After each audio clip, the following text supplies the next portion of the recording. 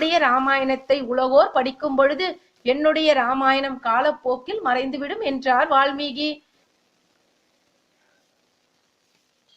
இதனை கேட்ட மாத்திரத்தில் அனுமனின் கண்களிலோ தாரை தாரையாக நீர் சுரந்தது.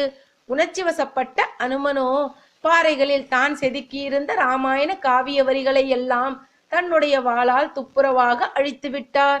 பின்பு வால்மீகியை வணங்கி, தாங்கள் எழுதிய ஸ்ரீராம காவியமே மிகச் சிறப்பானது, காலத்தால் அழியாதது.